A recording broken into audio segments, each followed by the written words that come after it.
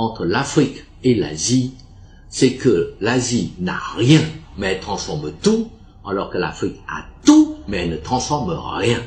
Eh bien, ce constat reste toujours d'actualité, malheureusement. La Malaisie a la même superficie, la même population, le même climat et les mêmes ressources que la Côte d'Ivoire, c'est-à-dire le cacao, l'EVA et le pétrole.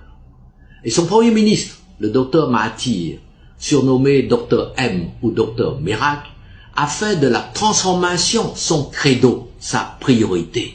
Ainsi, la Malaisie transforme automatiquement toutes ses matières premières. Par exemple, elle transforme son EVA en pneus de voiture, en préservatifs, en gants en caoutchouc. Et comme la transformation est faite sur place, eh bien, les cours de l'EVA sont fixés, non pas à Londres, mais à Kuala Lumpur, la capitale de la Malaisie. Et la démonstration est ainsi faite. Quand vous avez des usines de transformation sur place, c'est vous qui fixez les coûts de vos produits, c'est clair. Et sur cette lancée, la Malaisie a bâti, avec son pétrole, une société pétrolière dénommée Petronas, qui est considérée comme l'un des nouveaux géants de l'or noir. Et vous voyez par vous-même les images de la Malaisie, c'est un paradis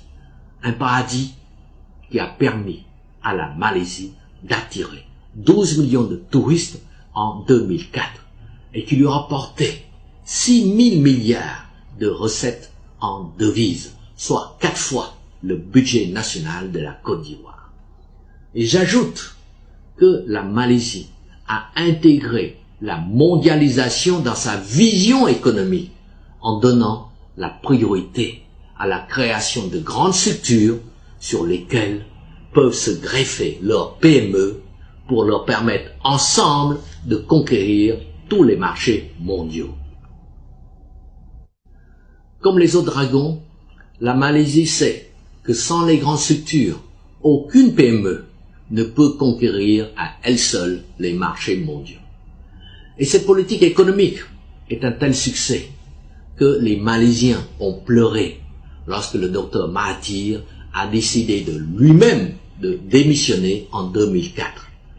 Voilà l'exemple d'un pays semblable à la Côte d'Ivoire, la Malaisie, qui a réussi à gagner sa bataille contre le sous-développement et contre la misère, et même à utiliser la mondialisation à son profit. Et tout cela grâce à sa politique de la transformation sur place de ses produits.